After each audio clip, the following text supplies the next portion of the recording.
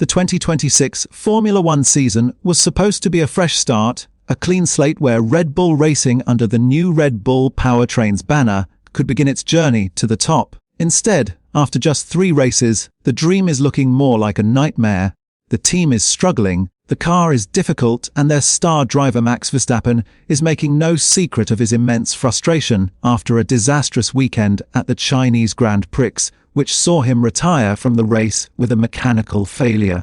The Dutchman's anger has boiled over with his fury directed at the team, the car, and the very rules that govern the sport. The problems for Red Bull are not singular. They are a complex web of issues spanning performance, reliability, and strategy.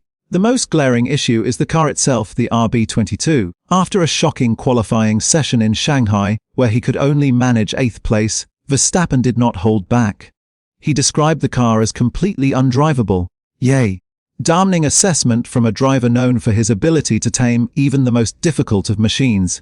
This wasn't a one-off comment made in the heat of the moment. It was a consistent theme throughout the weekend. After Friday's sessions, he had already labelled the day a disaster over the team radio. The team's attempts to fix the car's unpredictable handling were fruitless.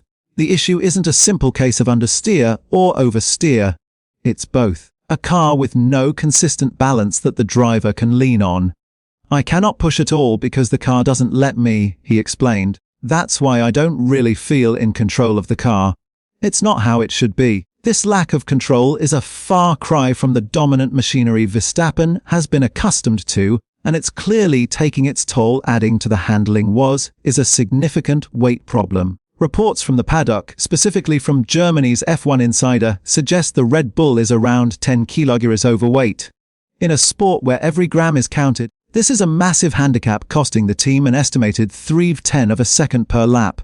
This is a self-inflicted wound, a design flaw that puts them on the back foot before a wheel is even turned. While other teams like Williams are also struggling with weight, championship contenders like Mercedes and Ferrari are understood to be on the limit, giving them an immediate and significant advantage. For a team with Red Bull's resources and championship aspirations, being so far overweight is a major failure.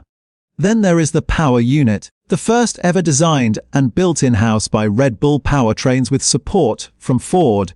While the chassis is the primary culprit for the poor handling, the engine is far from blameless.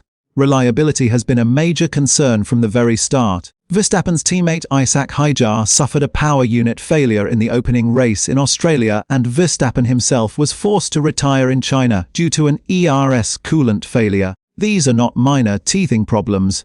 They are fundamental reliability issues that are costing the team crucial points. Verstappen's frustration with the power unit was evident during the Chinese Grand Prix with an unheard radio message. The start of the sprint race in China was also compromised by a lack of power, a problem that had also plagued the team in Australia. These repeated failures suggest a power unit that is not yet ready for the rigors of Formula One, and it's a problem that won't be solved overnight. The combination of a difficult chassis and an unreliable power unit has left Verstappen deeply pessimistic about his chances this season. When asked by Vplay if he could compete for wins, his response was blunt. "Please don't even mention that right now when we're 1.7 seconds behind." He dismissed any suggestion that things might improve later in the season, stating, "No, that's why I don't even want to mention it." This is a startling admission from a driver who has won at least one race in every season for the past 10 years. His streak, one of the longest in one history, is now in serious jeopardy, and the 4-time world champion seems to have already accepted that a win in 2026 is highly unlikely. This perfect storm of problems, a fundamentally flawed car, an unreliable engine, and a deeply unhappy star driver has plunged Red Bull into a crisis. The team that has dominated the sport for the past few years is now struggling to even compete in the midfield. The frustration is palpable, the pressure is immense, and the road ahead looks long and difficult.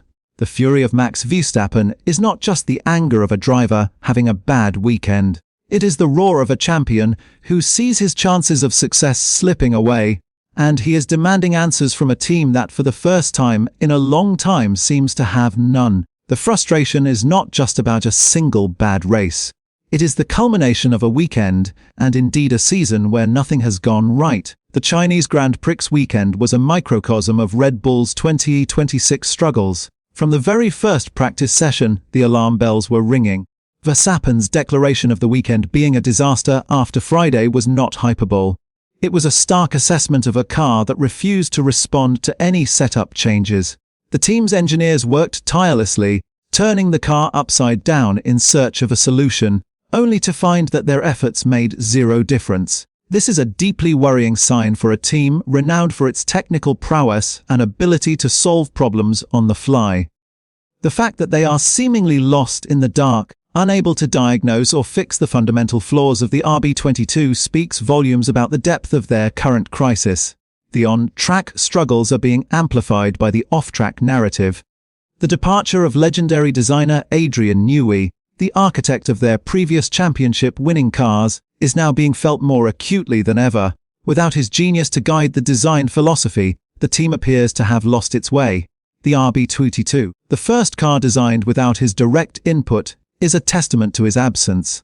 It lacks the balance, the poise, and the sheer dominance that were the hallmarks of Newey's creations. Team principal Laurent Mex has admitted that the team could struggle, but the reality has been far worse than anyone could have anticipated. His post-qualifying comments in China acknowledging a little bit of progress, but admitting it was not enough were a masterclass in understatement. The team is not just off the pace. They are in a different league to the front runners. A bitter pill to swallow for a team that has become so accustomed to success. Now for the first time there are visible cracks in that relationship. Verstappen's public criticism of the team and the car is unprecedented, a clear indication of the depth of his frustration. His decision to participate in the Nürburgring 24 hours race in May, a move that required a qualifying weekend to be rescheduled, is being seen by some as a sign of his growing disillusionment with Formula One. While he has insisted that he does not want to leave the sport, his actions and his words suggest a driver who is actively looking for challenges and enjoyment outside of the Grand Prix paddock. The fear for Red Bull is that if the team cannot provide him with a competitive car, he may well decide that his talents are better served elsewhere. The 2026 season is still young, but for Red Bull and Max Verstappen, it is already shaping up to be a long and painful year. The fury is real, the problems are deep, and the pressure is on to find a solution before the champion's patience finally runs out.